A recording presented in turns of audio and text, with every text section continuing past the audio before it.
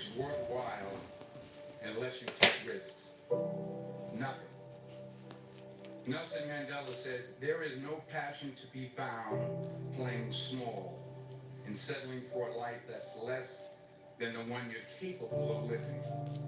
Now, I'm sure in your experiences in school and applying to college and picking your major and deciding what you want to do with life, I'm sure people have told you to make sure you have something to fall back on. Make sure you got something to fall back on, honey. But I never understood that concept, having something to fall back on.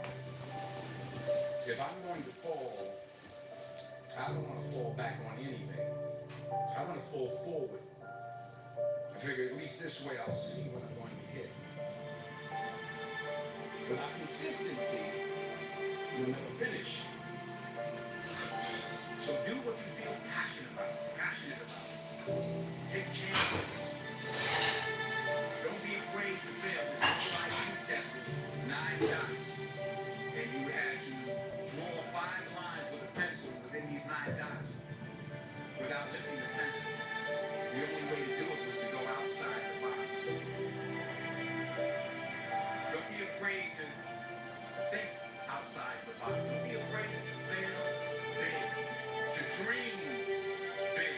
But remember, dreams without goals are just dreams. Reggie Jackson struck out 2,600 times in his career, the most in the history of baseball. But you don't hear about the strikeouts. People remember the home runs. Fall forward. Thomas Edison conducted 1,000 failed experiments. Did you know that? I didn't know that. Because the 1,001st was the light bulb. Fall forward. Every failed experiment is one step closer to success. You've got to take risks, and I'm sure you've probably heard that before, but I want to talk to you about why that's so important. Good afternoon. You will fail at some point in your life. Accept it. You will lose. You will embarrass yourself. You will suck at something. What you sucker? Traditional message for a graduation ceremony, but hey, I'm telling you, embrace it because it's inevitable. Turn, motherfucker. In the acting business, you fail all the time. Early on in my career, I auditioned for a part in a Broadway musical. Perfect role for me. Shout out to Denzel, Except for the fact man. All that I day. can't sing. I didn't get the job. Whoops. But here's the thing. I didn't quit. I didn't fall back. I walked out of there to prepare for the next audition, and the next audition, and the next audition. Yeah. I prayed. I prayed. And I prayed. But I continued to fail. And fail. And fail. But it didn't matter because you know what? There's an old saying. You hang around the barbershop long enough, sooner or later you're going to get a haircut. So you will catch a break. And I did catch a break. Last year, but here's the kicker. It was at the court theater. It was at the same theater that I failed that first audition. Motherfucker. The point is, every graduate here today has the training and the talent to succeed. But do you have the guts to fail? Have you got the guts to fail? If you don't fail, You are not trying, you're not amigo. even trying. I'll say it again. If you don't fail, you're not even trying. To get something you never had, You have to do something you never did. So imagine you're on your deathbed, and standing around your deathbed are the ghosts representing your unfulfilled potential. The ghost of the idea. Motherfucker, hey, just fucking with me, you. Stop swearing, will you? You never acted on.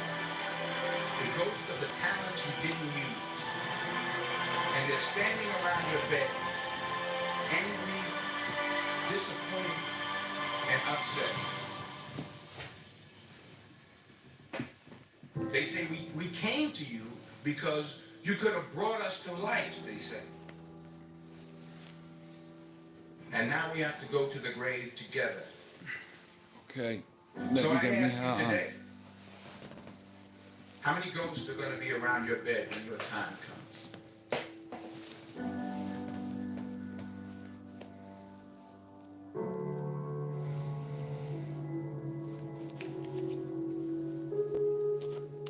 I just got back from South Africa. It's a beautiful country, but there are places there with terrible poverty that need help.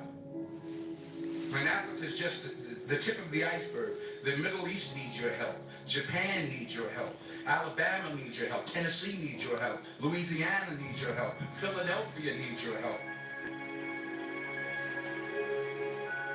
The world needs a lot, and we need it from you.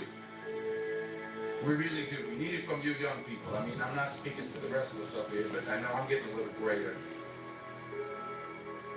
We need it from you, the young people. Let's remember this. You got to get out.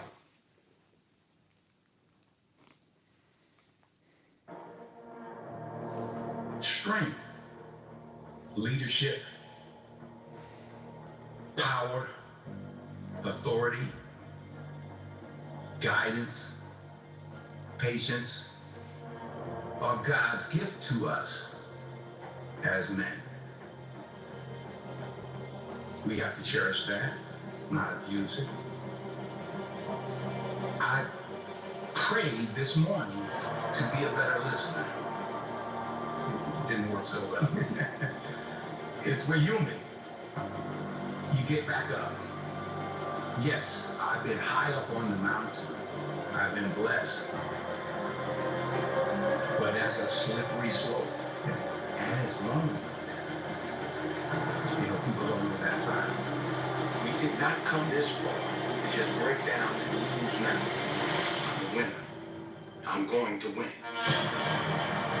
True desire in the heart, that itch that you have, whatever it is you want to do, that thing that you want to do to help others and to grow or to make money, that desire, that itch, that's God's proof to you.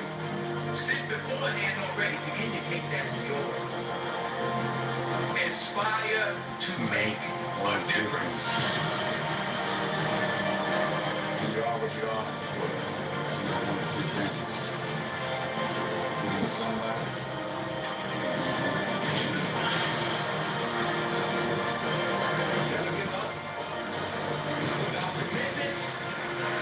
You'll never start, but more importantly, without consistency, you'll never finish.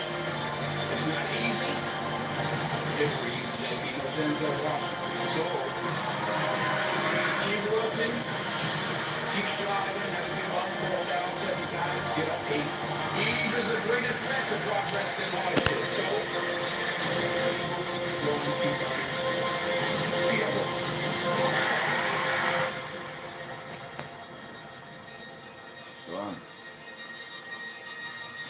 While it may be frightening, it will also be rewarding.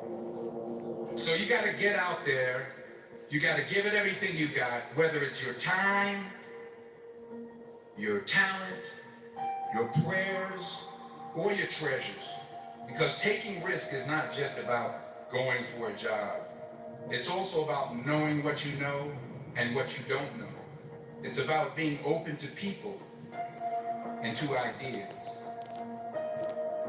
To get something you never had, you have to do something you never did. Because the chances you take, the people you meet, the people you love, the faith that you have, that's what's going to define you.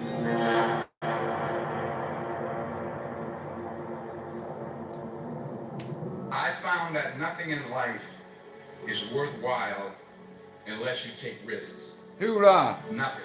Fuck yeah! Nelson Mandela said, there is no passion to be found playing small George. and settling for a life that's less than the one you're capable of living.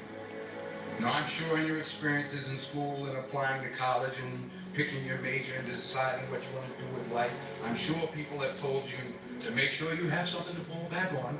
Make Make sure sure you you got have something to some fall back fallback on. on. But I never understood that concept, having something to fall back on. If I'm going to fall, I don't want to fall back on anything. I want to fall forward. I figure at least this way I'll see what I'm going to hit. Fall forward. This is what I mean. Reggie Jackson struck out 2,600 times in his career, the most in the history of baseball. But you don't 1 hear minute, about hang on. strikeouts. The Queen You needs me. remember the home runs. Fall forward. Thomas Edison, dreams without goals I just dreams. are just dreams. And they ultimately fuel disappointment. So have dreams, but have goals. Life goals, yearly goals, monthly goals, daily goals. I try to give myself a goal every day. Sometimes just to not curse somebody out. Simple goals, but have goals.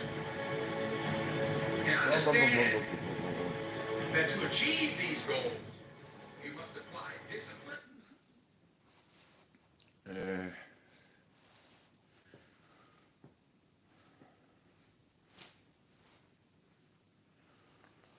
Right, come on, me watch something.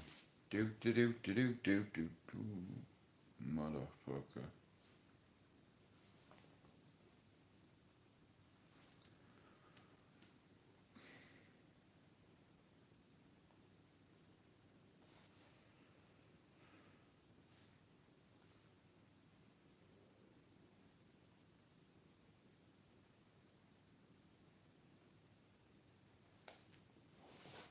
Imagine you're in a flooded cave, desperately gripping a slippery stalactite, your last hope for survival. Your hands are slipping, and the air pocket offers little relief. Dizziness sets in, and as your vision dims, you lose consciousness.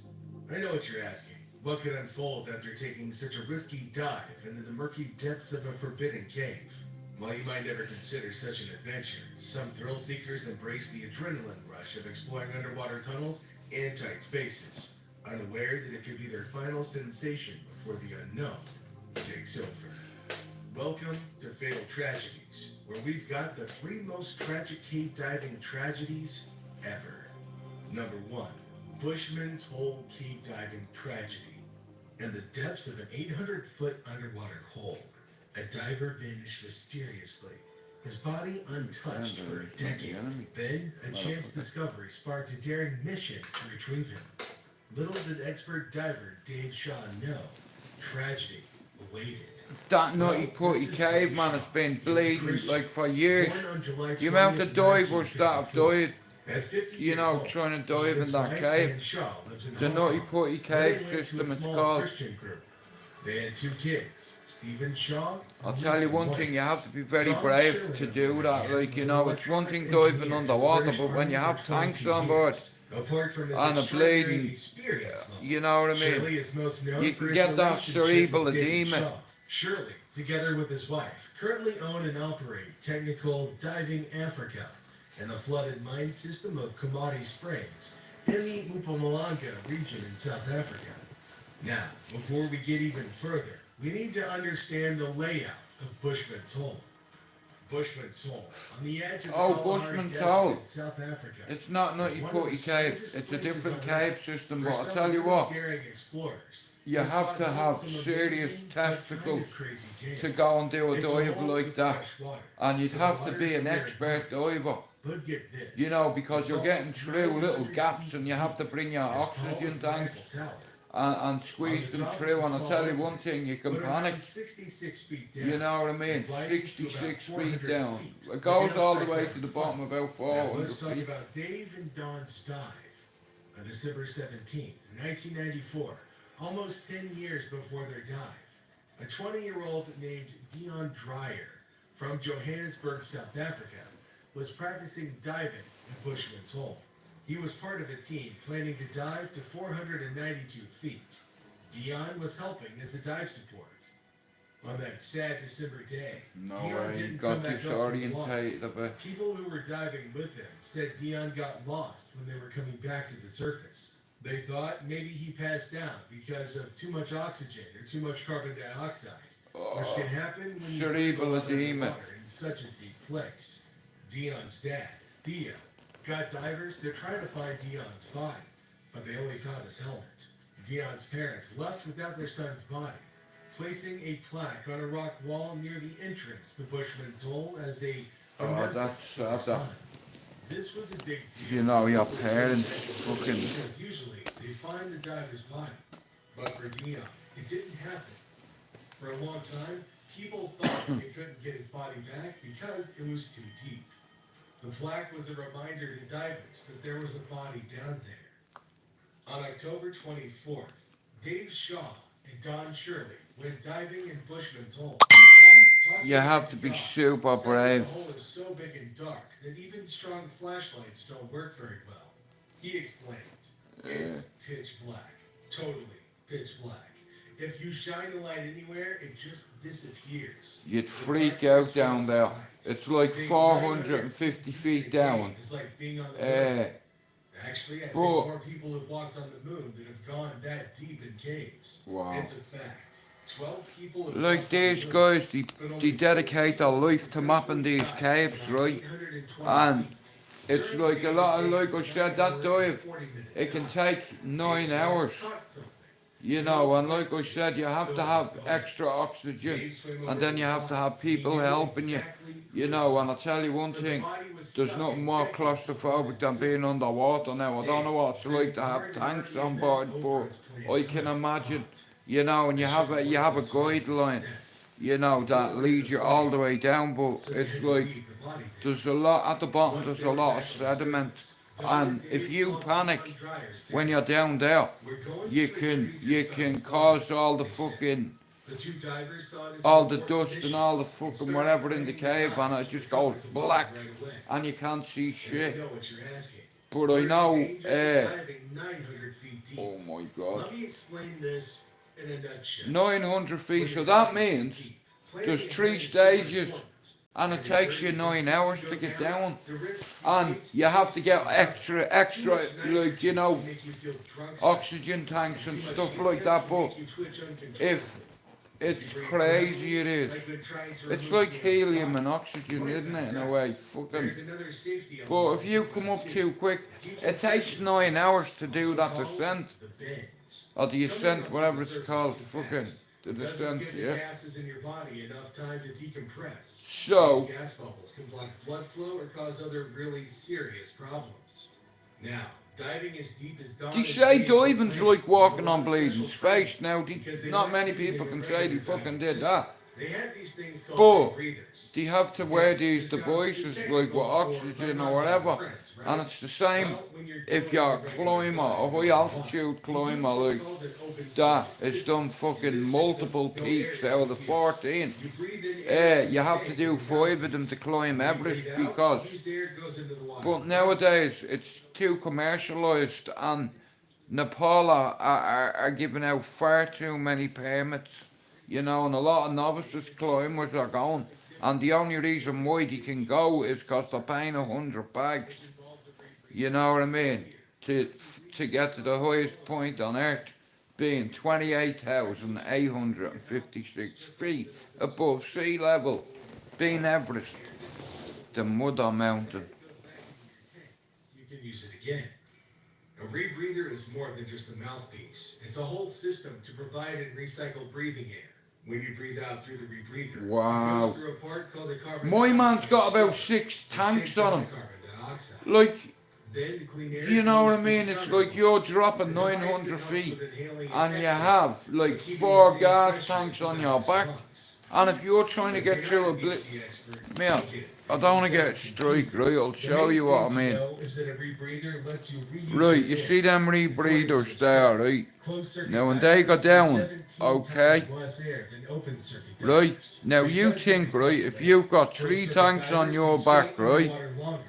This is the crucial part. Let's say because you've got they 3 of can them dive tanks through on your super back, deep longer. and you're fucking, you're diving 900 feet with them air tanks, like, really long dive ahead of them. like 9 hours it takes to go down, right? How you amateur? Just a bit over 2 months after Oh, hey, finding Spencer. Don's body, Don Shirley and Dave Shaw went Oh, back into no. the and Bushman's Oh, it's a nightmare that when it happens. to make it safe during the I'm flight. watching a He had thing, bro, 35 about a extra tanks cave of air in the water. in And for Africa. him, Dave and even some other divers in case the rebreathers failed. You know, They it's set up a like, winch system to pull a diver on a stretcher up the cliffs. and to if a you come up too decompression quick, chamber you get the with the fucking police bend. brought in. Don also got a You know, doctor's and I have to note go in into a case of any decompression medical chamber. problems. Don was sure they had planned well. But He kept saying that this I'm was watching an this intrinsic thing, body Spencer, recovery. right, and this No kid one had ever dived in tried to this, recover a body at this depth. he And dived Don in this didn't want cave to lose any divers on in the South mission. Africa.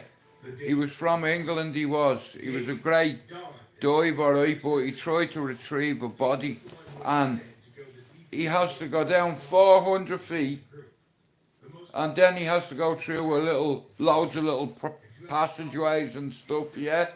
And he went to rescue this, well, not rescue, sorry, retrieve a body. Now, he's one of the best divers in the world, so at the time, he was asked to go and try retrieve this guy's body who died there a decade ago. So, flashing a light or waving it around. if you go down and through a cave system up a mountain, you have guidelines, right, that you clip your harness onto, right? It's like, and it's the same underwater. You follow a fucking guideline. Do you understand? And a guideline would be like, you know, a rope that you'd put on your washing line, Spencer. All the way down, yeah, now 900 feet. They have to carry about 4 gas tanks on their back, and they have to go through little crevices and cracks, and they have to sometimes take off their fucking oxygen bottles and push them through the hole so they can get through, you know.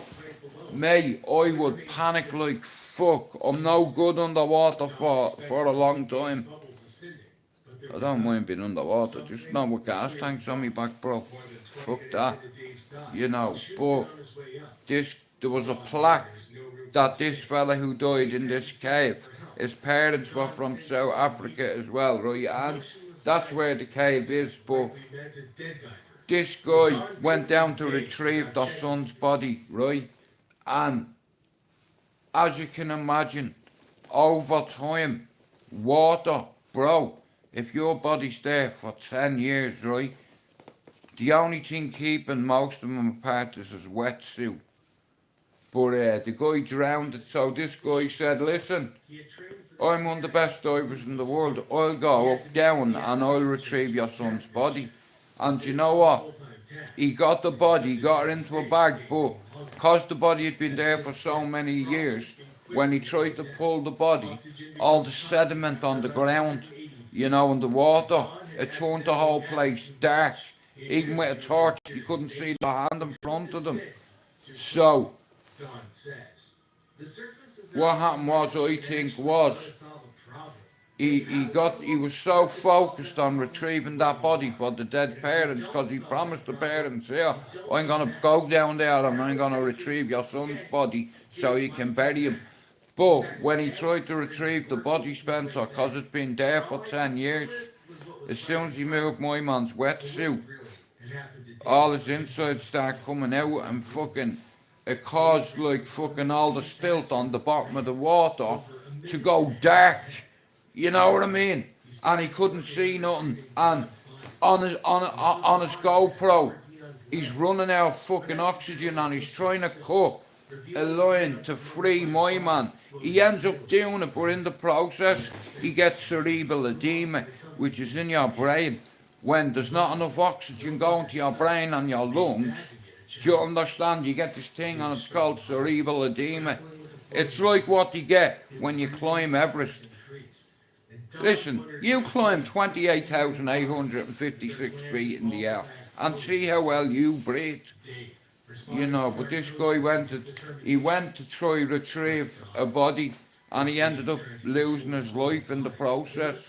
light. You know, Using both hands, Dion resisted being placed in the bag, and Dave, now that'd be confused, horrible, that, struggled for like, control. because what happens After is, almost 4 you start minutes, panicking, Dave attempted to cut away he's trying to Dion's cut the dive line fingers away, before right? he ran, And he dropped but the his brain fucking was scissors. losing footing. Now, He he's struggled trying, you back, won't see that, he's trying to release the body there, right? Narcosis And he clouded cut Dave's judgment. the line, but he His main dropped focus it. became Dion's body, And feeling the effects he of 7 or 8 martinis, recovering they the say, body. right, Dave turned to his it's sink. like having 7 or 8 martinis. Now, I've never had a martini in my life, but that's what you just said. It's when you get cerebral edema in your brain, it's like it's like a mixture of gas, helium, oxygen. It's like he said loads of little red blood cells form, I think, and I'm not too sure, but my man, he went down to retrieve a body and ended up losing his life. You know. Slowly ascending, he now faced 10 hours ahead of him. Due to high oxygen levels, Because you can't just come straight up. If you dive 900 feet, you can't just fucking come up. You know what I mean? Because like I said, your oxygen, it's like it turns into fucking, what's it called? Cerebral edema. Your brain is starved from oxygen. Your lungs and brain are starved from oxygen. So your body starts to produce a load of either white blood cells or red blood cells or bubbles in your fucking in your blood. And if you have bubbles in your blood, you're fucked. You have to get into a decompression chamber, maybe for fucking 72 hours depending. You know, but I know if you come up straight away, you get the bend. You know, and I can imagine you'd panic. You know, Bushman's Hole it's called. It's in South Africa. You know. Before being transported to a Johannesburg hospital the next morning. Don survived, but Dave didn't make it out of Bushman's Hole that day. That's fucked, Dave man. was dead. Over the next An expert diver, and he gave this kid's mum hope and said, "Here, I'll try to retrieve your son's body," and he lost his life in the process, you know. You know. Even experts get it wrong. My man was one of the best divers in the world, you know, and he made a simple little error, dropping the fucking scissors. And when he went to put his hand down to get the scissors, he rustled up all the sediment in the water. So when he dropped that scissors to cut, your man's guideline, he dropped the scissors and he tried to get it and turned around, and within seconds he's in darkness. You know, and it cost him his life. He must have gotten cerebral edema. You know, it's the same if you climb a mountain like K2 or Everest. You need oxygen. And them Sherpas from Nepal are the best. They're the best high altitude climbers in the world. Some of them have done it without oxygen. I don't know how they managed it, you know, but mountains as well are majestic. I love mountains. I love having to do with Everest or K2. You know, right, out of every 4 people that climb K2, 1 dies. And it's always on the way down that happens. An Irishman called Jerry MacDonald climbed K2. And on the way down, he had a mischief, he had an accident. And that's all it takes. A simple little error, and in this program you can see him sliding down the mountain. And he's whacking his ice axes, trying to fucking stop. And you just see him going down the cliff, like over a BMX ramp. Fuck off, over the fucking mountain. You know, if you're up 28,856 feet in the air, see how well you breathe. You'd be breathing and you'd be spitting blood out and all like a fuck. You know, you have to be super fit to do that. You know. It's just men. We're competitive and we like to fucking achieve things. Whether it be crossing a river or a bleeding mountain. Men, we've been doing it for years. You know, it goes back centuries. You know, men like to be men and we like to push ourselves. You know, and sometimes you can make the wrong decision, but when you're in caves like fucking Bushman's Hole, and that nutty putty cave, mate, here, people have died in there. Just know that. You know, they put up signs and what have you and all, but people ignore them. But like I said, like you'd have to be an expert diver to do that Bushman's Hole, because it's like it goes down 400 feet. It's like then there's another 900 feet or something stupid like that. And there's 3 stages and it takes them 9 hours to go down.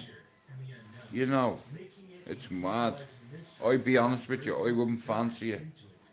It's one thing swimming underwater, but here, having fucking 3 or 4 gas tanks on your back, can you imagine that? You know. I'd panic. I think I'd panic. Their friendship and passion for exploring pushed them toward the captivating beauty of Captain Lamar. I like watching things, you know, that are interesting. Eaten alive. 3 people were hiking, unarmed, and got devoured by deadly predators. Well, you should have brought your fucking bear spray done. Now look at you, you're fucking sushi. Yogi Bear looked at you and said, "Here, fuck salmon, mate, I'm eating you for dinner. You can take part or not, but you're getting eaten." Have you ever seen that movie, The Revenant? That's a true story, that. You know, Leonardo DiCaprio played a part of a fucking... He was like a hunter or whatever, but it's a true story. That movie was made about a fucking geezer. He was ravished by a bear, and do you know the speed of them? Do you see the speed of them? You know what I mean? And there's no point in climbing up a fucking tree, mate, because they'll be up after you. Alaska is one of the untouched wonders. Give me a second. With miles of pristine glaciers and a truly amazing history of diversity. Due to this, the National Outdoor Leadership School, sugar. NOLS for short. By this time, it was a well-established program that had been teaching students to develop their leadership and environmental awareness. Oh Jesus, neither could I, bro. My bleeding lungs are, you know what I mean? It's like, I'll be honest with you. Like, I like watching new things, Spencer, right? Like, now, I love watching, you know, them programs, I Shouldn't Be Alive. You know, them survival programs. I think they're brilliant, yeah, I love them. You know,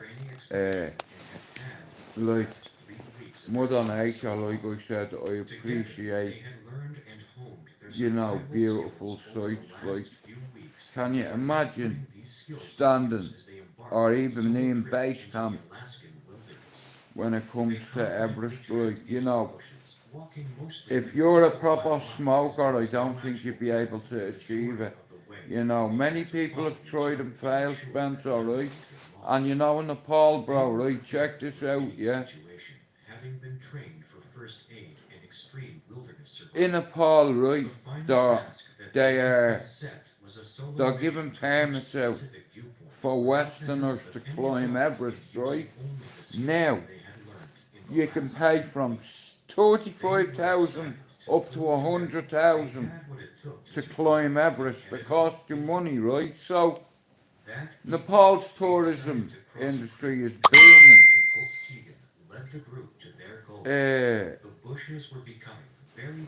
Fucking hell, guys, give me a sec. Sorry about that. I had to text the chick. But like I said, Spencer, right? Westerners pay from 35,000 upwards to 100,000.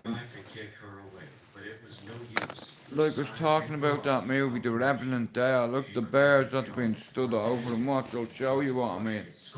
And bro, see them? They drag you, yeah? Wait till you see this, right?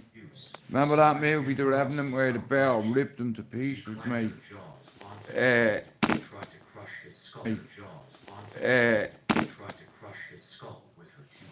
you know. With blood running into his eyes and the force he felt Look at that. he thought for sure that this is where he would die, in the mouth of a beast. Yeah, that movie, The Revenant, She man. released his head. He thought Leonardo DiCaprio, like the wounds that he had. You see what he done with the gunpowder? That's fucking savage, that. But it'll seal the wound. You know, but what I know a little bit about Everest Spencer, right? I watch a lot of stuff about it. And caves, but I think anybody who climbs mountains, man, is a G. You know, you have to have man balls to do it. But like I said, Nepal are issuing too many permits. There's queues to go up Everest. Because there's that many people, yeah. And like I said, in Nepal, one of the best jobs you can get is to be a Sherpa. It's a well-paid job, and these Westerners pay well. A lot of people that have money spent from America that have never climbed a big mountain pay 100,000, bro. If you're a company and you can guarantee your client will get to Everest, but I want 100k off you. Now £100,000 goes, some of it goes to the fucking the board of tourism, you know, because it's like, first of all, you need to get a permit before you get anywhere near the mountain. Do you understand? But you'll pay for the privilege, you know. And some people pay £100,000 and they've never climbed the mountain in their lives, and then they end up fucking dying or something.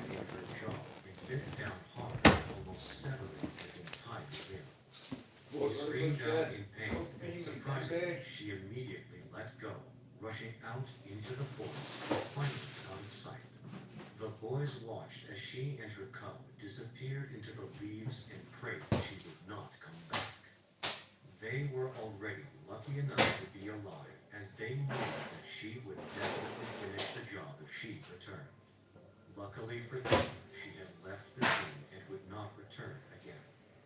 The entire ordeal had taken less than 5 minutes, but had left half the group fighting for their lives. The uninjured boys ran to the aid of their friends as the rain quickly began to pour and beat down on them, washing their blood into the creek.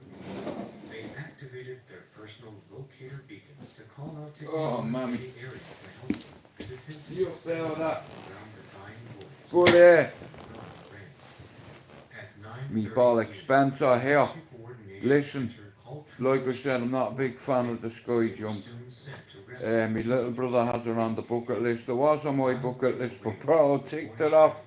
I'll do something else instead. Like, and it's crazy. I used to be a scaffolder and I'm afraid of heights. Now, when I say heights, I don't mean 20 stories. I mean 10,000 feet in the air. Jumping out of a plane with my brother, a tandem jump, ain't happening. Me little brother's like, bro, I just built you out, you know what I mean, and I'd come and get you. I was like, listen, do I look like B.A. Baracus to you, Don? I ain't getting on no plane, G. Do you understand? Hell no. You know, and I've no desire to go and see the fucking Titanic either. You know, like I said, that Everest, it's like, in Nepal, they're issuing too many permits, and people are dying. You know, it's like it's the same on K2. Out of every 4 that summit, 1 dies. You know, and it's always on the way down. You know, it's the descent. You know, an Irishman called Jared MacDonald years ago, he summited K2, he actually did it, but on the way down, do you think he fell or lost his grip? And I've watched easy over 100 programs about Everest in my lifetime. One of the best ones I ever watched was called Nepal and the Great Earthquake. Holy fuck, that day, right? There was a load of climbers with this company, yeah? And he was stood underneath this big serac.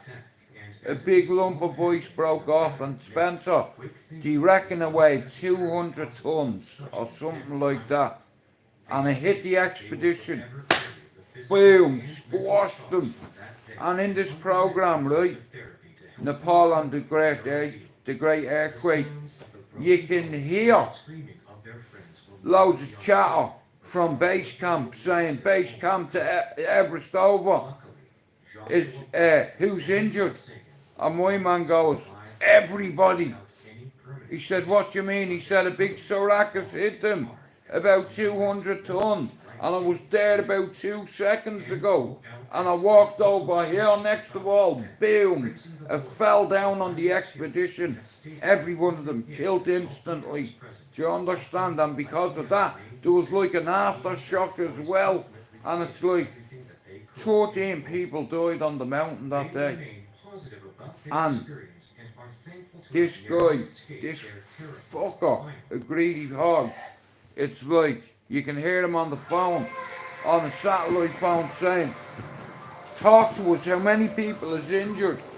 And my man said the whole squad are dead.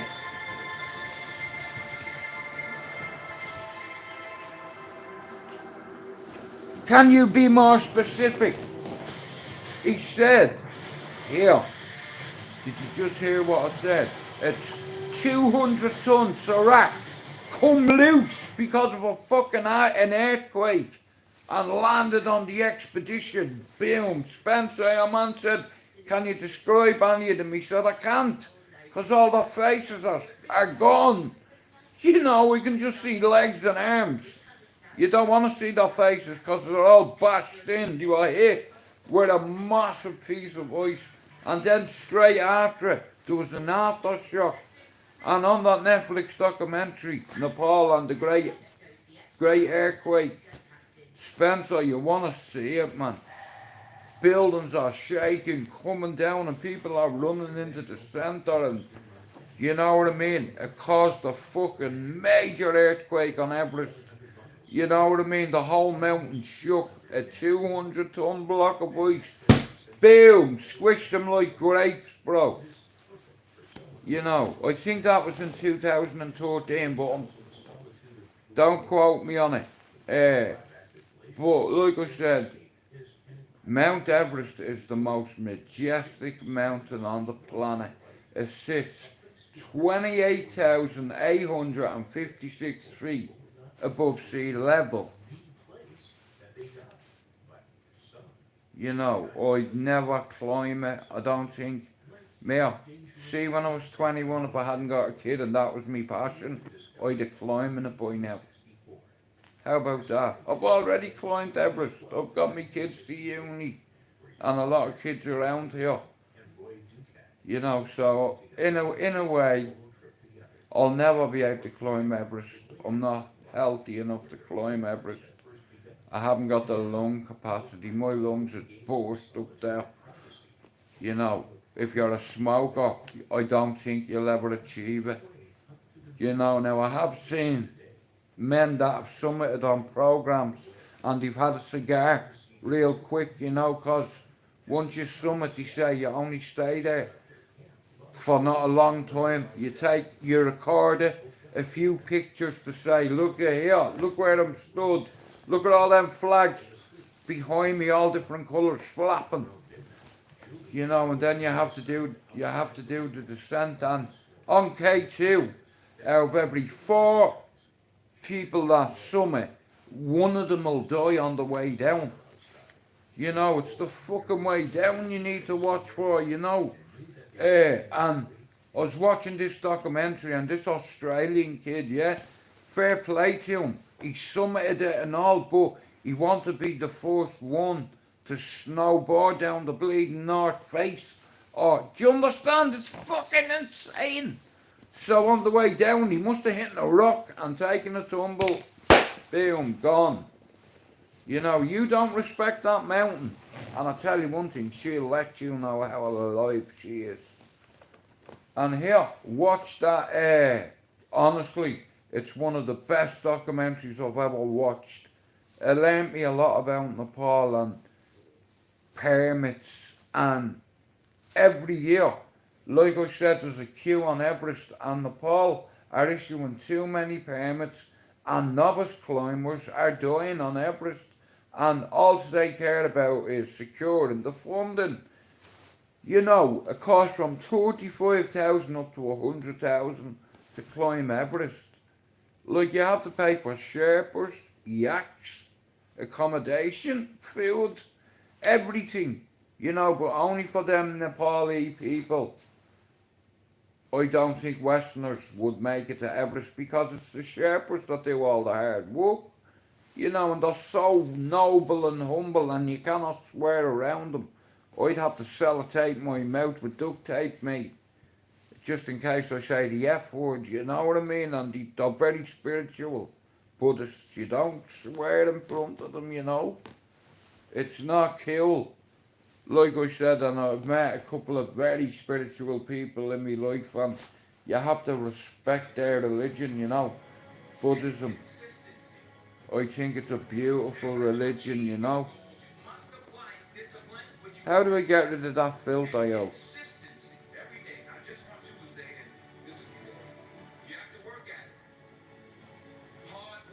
Pays off another problem.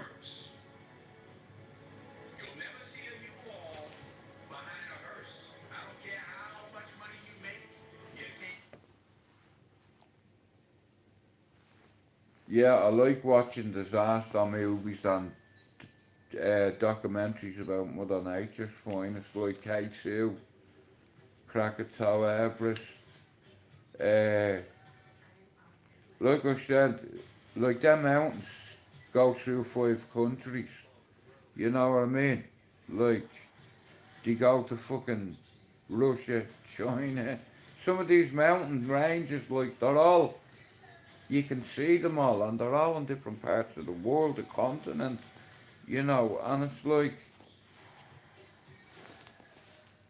I said, out of every 4 climbers that summit K2, 1 dies on the way down. And from watching documentaries, that's how I know this. And you have to be very brave, hey, Andrew, you have to be very brave to jump out of an airplane or climb a mountain or base jump. It's a different level of adrenaline. I've never done it, but I know people that have done it. You know what I mean? Not personally, like, but you know what I mean? I know a few people that have jumped out of airplanes, and me bollocks, mate. I've no desire to jump out of an airplane, Spencer. You can fuck off and do that on your own. No way, mate. I'd be one of them fuckers hanging on to the side. Here, I'm not doing it, I don't care. Bro, you paid to do it. Well, here, you're paid to fucking take me on the ground as well. So, just forget I've done it. You know what I mean? No complaints from me. You know, just don't tell the missus. Did you enjoy yourself? Yeah, it was great. What was it like jumping out? I don't know. What you mean? I didn't fucking jump, mate. You know what I mean? I jumped alright when I landed. Jumped the fuck off it. You know. Here, do I look like B.A. Baracus? I ain't getting no plane, mate. No. My little brother wants me to do a tandem jump with him. He's a fucking head case. There's something wrong with him. You have to be mentally unstable to jump out of an airplane. You know, that sounds more fucked than laying in front of a train. You know, I'd sooner take me bleeding chances with the train than jump out of a fucking plane.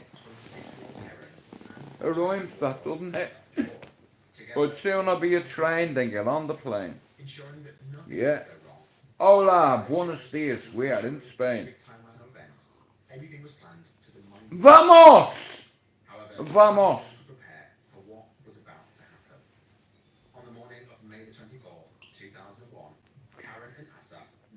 Hola, buenos dias, senor. 2 beers, por favor. Buenas noches. Yeah, here, take them for yourself as well, senorita. Come on, bro, vamos! Large three-story building, I'm in a hurry, Don. especially for these kind of events, located in West Jerusalem. Now, for a bit of background, ever since Israel formed in 1948, Vamos. how Shout out to Ramos. with the way that they were constructing things, they just couldn't Sergio allow people entering the country. Ramos. So, My in favourite 1970, Spaniard. a new method of constructing buildings Or whatever his name is. What's his name that used to be Barcelona or Real Madrid's captain? buildings in Israel were constructed Is it Sergio with Ramos? cement rather than thick steel reinforcements. Honestly, I'm a big fan of him. Seemed to be The amount of red cards he's got, man, I think he's in the Guinness Book of Records. Do you know that? it had its downsides. Yeah. Power council My name is Sergio Ramos, and you're about to go vamos. of problematic cracks and corrosion. Hola. In this case, Buenos the dias, side wall was built senor. extremely fast using Ciao, the Bella. method. No, that's When the Italian. design was first drawn up, it originally featured 3 floors on one side and 2 floors on the other. Later, however, it was decided that the building would instead be 3 floors concurrently. You speak to the So Father. a third floor was added after I it do was as well, building. Because this on a third floor was nightly and a added daily as so many basis, platforms, Andrew. a crucial calculation And I thank him for letting me live through carnage. on the floor, as well as the You weight know, of I'm the 50 this year, so As the night it's of May like 24th went on, I've been so reckless on here over the years. tables were And positioned around the room to give the yeah. guests a large dance floor. But all that doesn't matter anymore. Their hearts away. Until approximately You know, like I said, I'll do what I need to do, and food had been served, and it shows a you'll know when it happens. dancing with friends and families, their faces etched with smiles. As the guests danced, drinking alcohol, having fun, Thanks for coming in, brother. but the floor was It's down like, several inches, something that the owners had yeah, noticed on the enjoy the rest of your day, bro, and thanks for coming in. and correct these second floors. However, surely I watch a channel, guys, and it's called Final Affliction, okay? And basically, on Tragedy Tales, here, there's 2 channels for you to sub to. Tragedy Tales and Final Affliction, and it's all about people that end up getting eaten by bears, tigers, lions, crocodiles. Do you know what? I watched a thing the other day, yeah, and this woman, her dog got grabbed by a crocodile, and she dived on the crocodile to save her dog, and he dragged her into the water, mate, and drowned her. Today, What's in the box? Yeah, look at that, look. Have you ever wondered what mystery Wait, hang on, wait, 1 second. What's in the box? Like that over there, right? Wait, hang on, give me 1 second. See that? What's in the container? What's in that container, mate? Go on then, show me. What's in the box? What's in the box?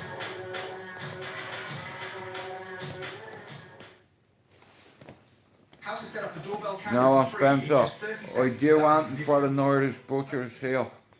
You know, to get a packet of Granby pork sausages, a batch of loaf. Oh, I've not had Irish sausages in bleeding years.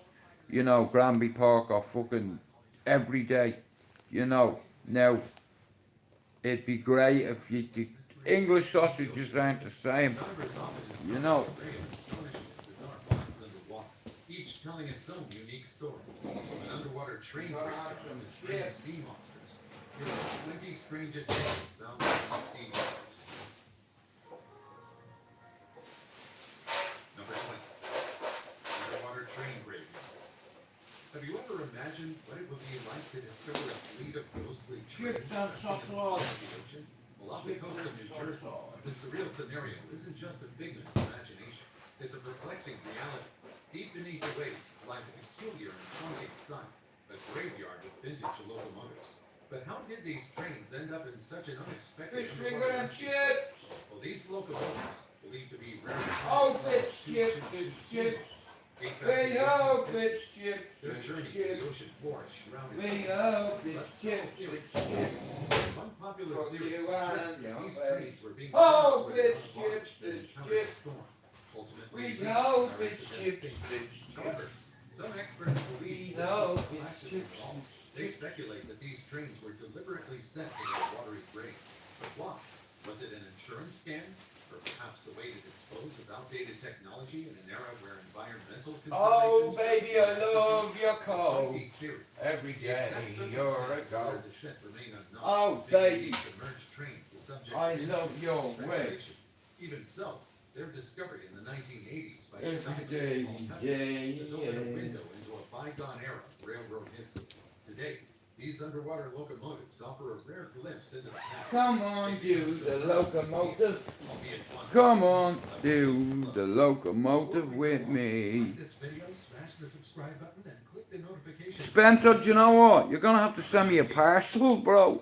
I'll send you the fucking money. Beneath the crystal clear waters of the Bahamas, Do you know what I'd love? mysterious formation I'd love 2 packets of Granby This pork, underwater structure has sparked the curiosity and a couple of imagination packets of bacon, and 2 batch loaves, Bimini Road was first discovered by a diver back in and 1986. 5 packet of King Crips, and 3 packet of snacks. Peculiar arrangement. The stones are neatly aligned, Yeah. resembling a rope. And a macaroon bar, Searching for about for half a all mile. time's sake. This remarkable path begs the You know. question, is this But like I said, it's crazy. remnants of an ancient advanced civilization? You know, Waters of the Atlantis you'd have to be in like an ice bag kind with ice packs in it when they was sent, like, but send you the money first. Case, known for its Uh, promises, once but enjoy the rest, enjoy the rest of your day, bro. the same day the Bimini Road was discovered. Like, you take things like that for granted, bro. Attracted a plethora of You know, enthusiasts. it's like, but over here you can't get Granby pork, the sausages aren't the same, the food ain't the They same. suggest that the Bimini Road You know, the takeaways aren't the same. Oh, Spencer, right, there's this, he's off, guys, there's this chipper in Dublin, yeah, in Cabra, and it's called Rocco's. And every time I used to go back to Ireland at Christmas time, many years ago when I was with Dylan's mum, there's this chipper next to the Oasis, and it's called Rocco's. And the burgers, I'm not joking you, every time we went home, every fucking night we rang Rocco's. A half pounder, yeah, with loads of lettuce, mayo, red onion, fucking everything. You know what I mean? The fish was amazing. I used to get a burger and 2 onion rings and a sausage, you know, curry sauce, fucking gorgeous. I will do, Spencer, and I'll send you the fucking money, bro. Like I said, there's no shops. You can't get them where the sausages sell me. You know, and you wouldn't think something like that. You know, like, but like I said, the Irish sausages, mate, there's nothing better, like, you know, with a fucking egg or 2 and 4 sausages, you know what I mean, on batch bread, and then a game of dawn, you know what I mean, an ounce or 2 of weed on the table, you know what I mean, fucking great, man. You know, like, I do hope one day Pat McGuire and Dougie knocks at me door and Gibbo at the same time, you know, and I'm working on it. I've reached out to Dougie, Neil Douglas, you know, I'm hoping he reaches it back out to me, Dottie's nephew, you know, but like I said, I have to be very careful what I say, man, cause I don't upset him, you know what I mean. I've not talked to him since Dottie died, man, since Dottie was executed. We've not spoke. When Dottie died, he died with him. You know, and it broke my fucking heart. Cause the only other one that I could was Maria. And like I said, Maria was always the bar for me. Because of how he was as a mate to me. He would have taken a bleeding bullet for me, and that's why I miss him. But like I said, Gibbo's come back into my life, so I appreciate that. First and foremost, he's my friend. Fuck you too, but he wants to come on and tell a story, and how am I not? And I'll tell you one thing, the first interview he ever did with anybody about what happened, they made a bollocks of it, and I'm not going to make a ball of it, Statues. you know. But all I need to do is write down 20 questions, and I'm going to have to think about what I'm going to ask him, After all, you know. just like Stonehenge and the Egyptian And whatever he pyramids, feels comfortable talking about, like, I'm not going to mention certain things, but I will ask him a few questions. You know, who was his role models growing up? What did he want to be? You know, what age he was when he had his first fight. How he got into dance music. What dance music cost us all in the end. You know, but like one thing we can't salvage out of all that carnage, Spencer, is friendship. You know, and I believe, listen, I can only say for myself, I had to forgive myself for a lot of fucking things, you know, and it was hard. But like I said, everything's work in progress. You know, I'm not perfect, but I don't sit here and say I am. You know, it's like, oh yeah, hang on. 1 second, hang on baby. 1 second. Hang on, sorry about that. Family first, guys, you know this. But, hey, tank. But guys, like I said, mental health is very important. And it doesn't just affect us, it affects the younger generation too, like, you know, and it's like I believe as leaders, community leaders, an ex-fucking head lead youth worker myself, it's like, and I've dealt with problem childs, kids that are hitting, probation officers, social workers, first responders, doctors, nurses, mental health staff, their parents. Now, if someone's hitting their mum, they haven't got a father figure in their life. If you fucking raise your hand to a chick in front of me, even if it's not my fucking business, it's like, and even if I know I'll get me ass whooped, I'll still do it. You know what I mean? Because it's not right. And I made a certain way. I'm not perfect, but one thing I'm not is gonna walk past and watch a chick getting a slap and me not saying nothing. Oh, fuck's sake.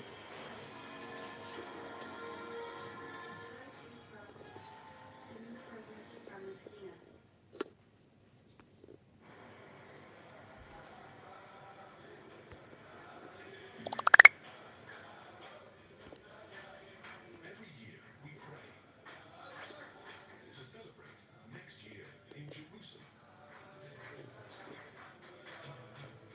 Why wait until next year? Now, more than ever, let us celebrate this Seder night. United together in Jerusalem. I'm trying to fuck off texting me. Fucking loads of people texting me on Facebook and fucking slows me stream down. But like I said, guys, mental health is paramount, and if you accept certain things, and if you can forgive yourself in your heart and your mind, you're on the road to recovery. Now, you're never gonna heal proper when you're mentally broke, when you've been sectioned 3 times. I've lost my shit 3 times to the point where I had to be put away because it was a danger to myself and society and my community, they said, because of my violence, you know, and yeah, I got sectioned as well over it, because once I lose my shit, everything goes. And what I mean by that is, if there's more than money used and that I can pick up, you'll get a bang of it. It's sad though, isn't it? You have to do that. It's one of the earliest examples of a ship from Europe's age of exploration found underwater.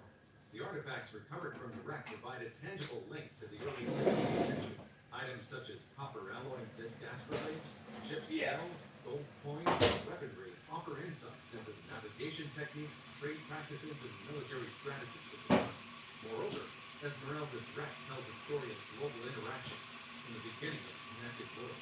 The cargo and the ship's remains reflect the cultural and material exchanges between Europe, Africa, and Asia during this era.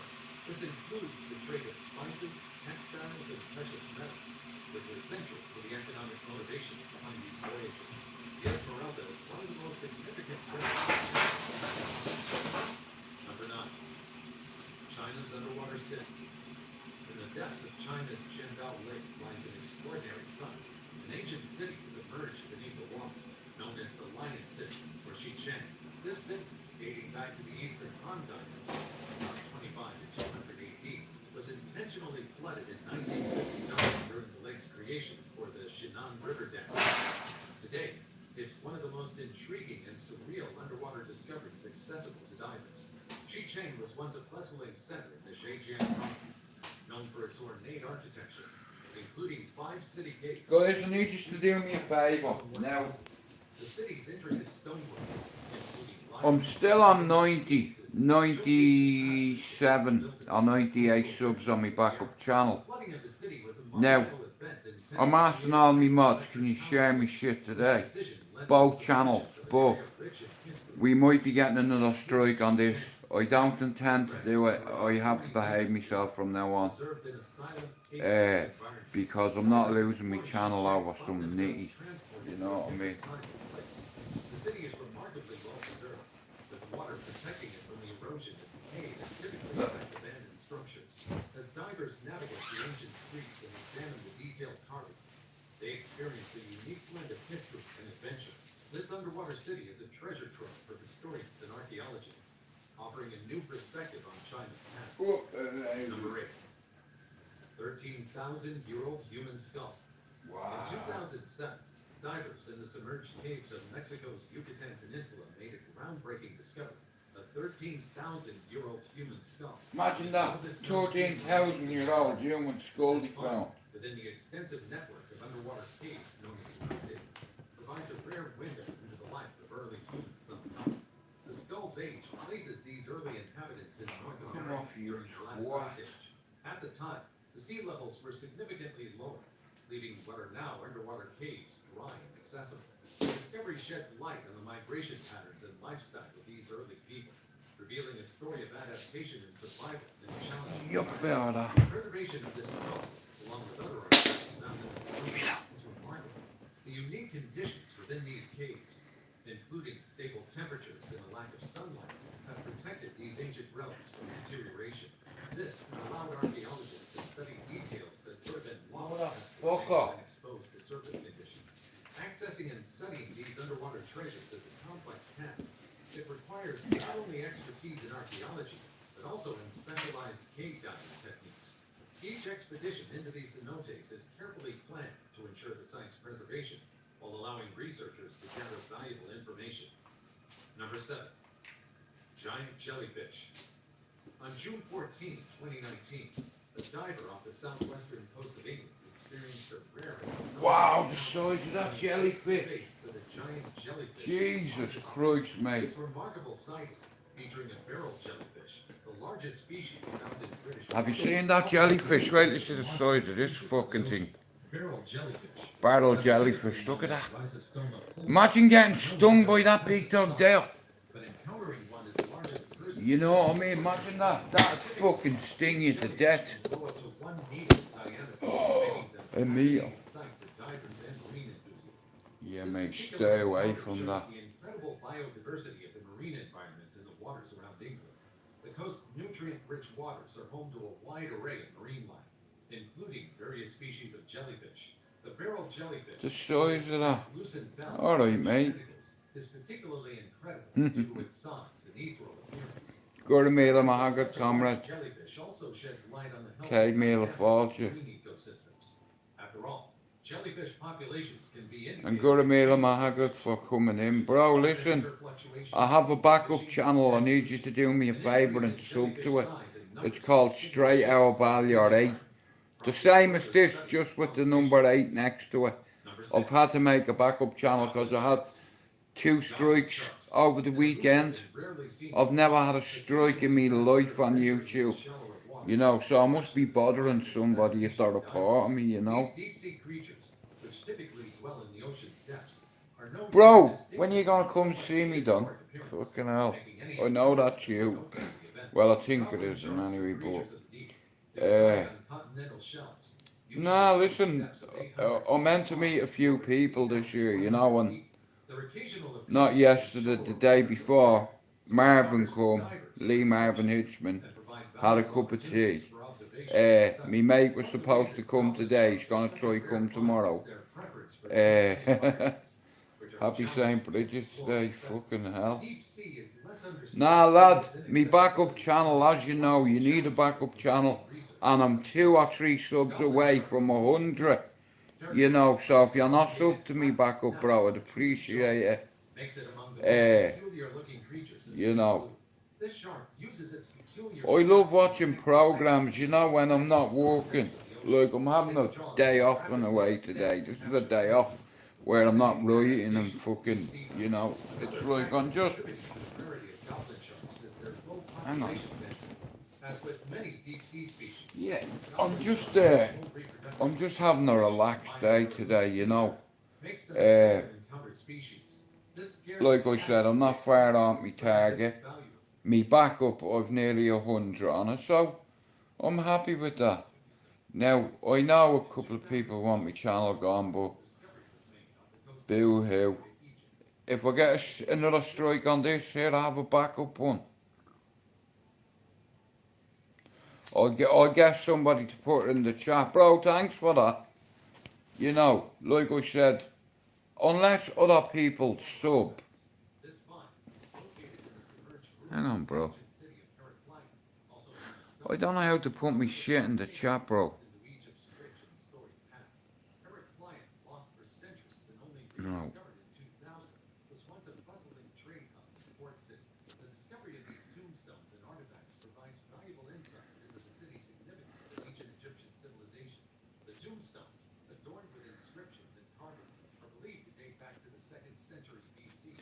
The underwater location of these Well, here's the thing, lad. It's like, I call me daughter Saoirse, right? As you know, I mean freedom in Irish, right? I have a Republican family, right? But bro, check it, right? Do you know, fuck with me? When I come to the UK and I hadn't got fuck all, I hadn't even got a sofa at the time in the house, and this black Jamaican woman helped me. You know, and like a black English lady, you know, and I'm like, hang on a minute, she's not my fucking enemy. You know, and I start realising slowly, yeah, the people don't make the decisions, the government do. I know we put them into where they are because we vote for them, I don't vote, but it was an English woman that helped me, yeah, and, you know, I realised real quick that, yeah, these people aren't my enemy, it's the government, you know. And when I had nothing, it was English people that helped me, you know. And I'll always remember that, a Jamaican, like, Wagwan lady, you know what I mean? What you doing, you bomber clad Wagwan? And I'm like, what the fuck does that even mean? And I live next door to Yardies. I've lived next door to Yardies before as well, and you know, they're very like the Irish, the Jamaicans, I'm telling you now. You know, like not yesterday, the day before, I'm sitting on the sofa over there, right? I have my curtains closed, and I just see a silhouette, right?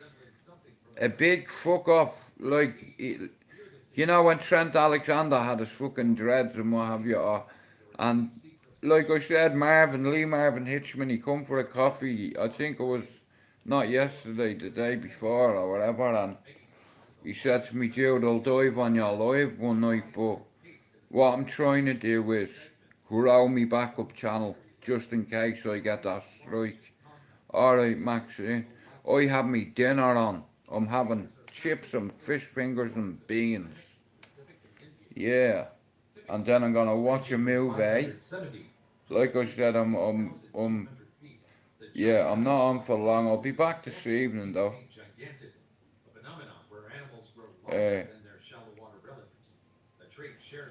Oh, that looks weird, that. It's like a fucked up, it looks like a lobster with a bleeding turtle shell on it. It's well weird. Well, bro, the housing estate I live on, there's every community, you know. Every nationality, you know, and we all live amongst each other, and yeah, it's like we're all We all get on. You know, it's like it doesn't bother me where you're from or what religion you are.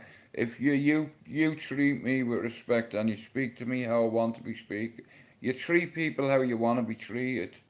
You know, but sometimes you have to get the left hand out and stock them, slap them, just to say, listen, I've just slapped you, and what you gonna do about it?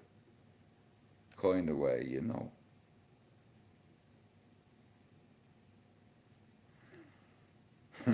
Ham and cheese toasties are bad, mate. You know. I just want 2 packets of fucking Irish sausages and a batch loaf right now.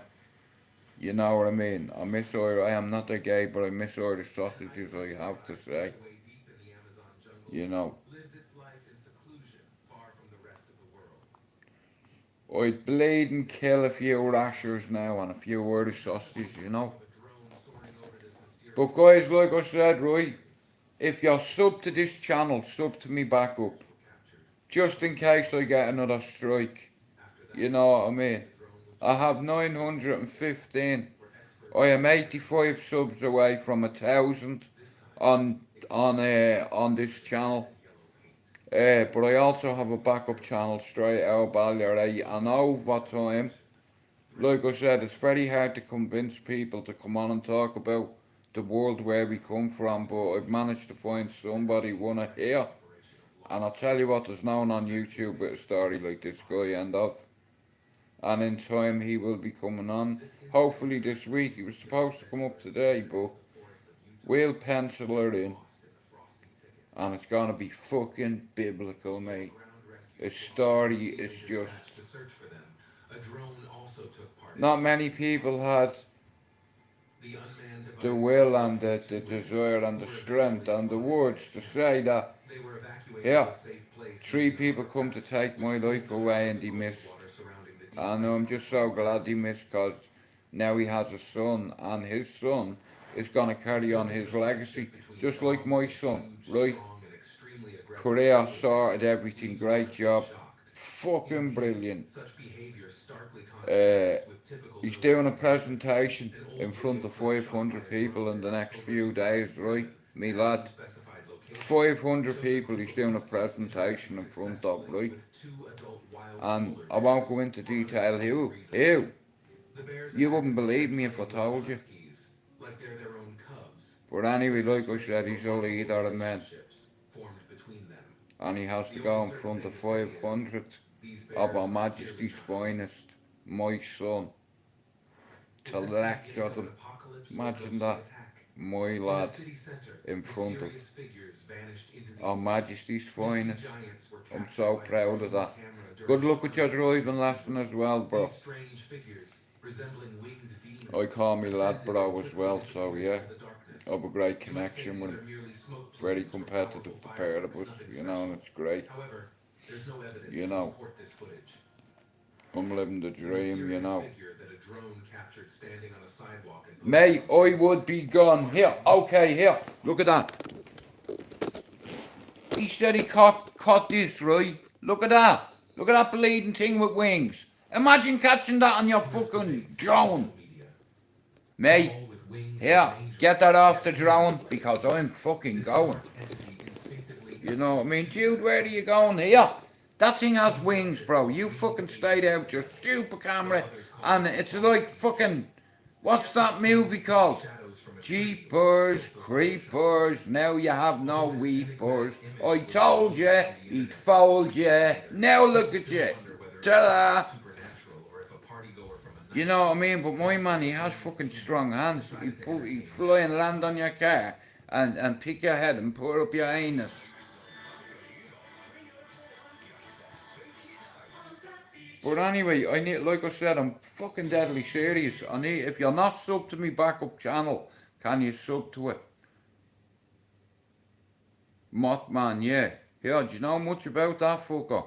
He was saying, right, on a bridge in that town where fucking Jeepers Creepers was, whatever, right?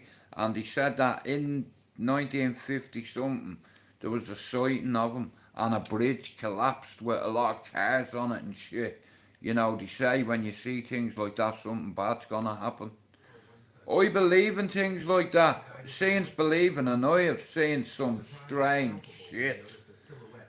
You know, and it's like I don't believe in coincidence, and Cameron never lies. See, wait till you hear this. I watched this thing the other day, right? And this couple were in this graveyard, right? And as she's turning, right, you know, the lights are detected in person. So you see a man, an icon, but there's no one fucking there. It's a graveyard, and she reverses out.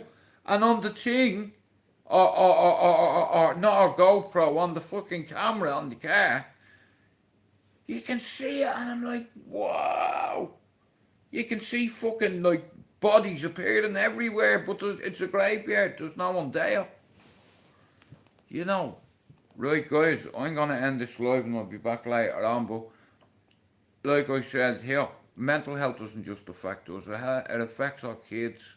And you know, if we're flaky as fucking arguing all the time and what have you, it starts with them, you know, and that's how kids get adverse childhood experiences, you know. Hey, Blood, thanks for coming in, and thanks for subbing to my other channel. Guys, I'm 2 subs away on my other channel, STRAIGHTOUTTABALLYER, and I'd appreciate if you could sub to it, just in case this channel gets a strike, okay?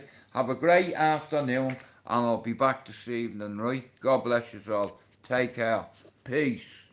What?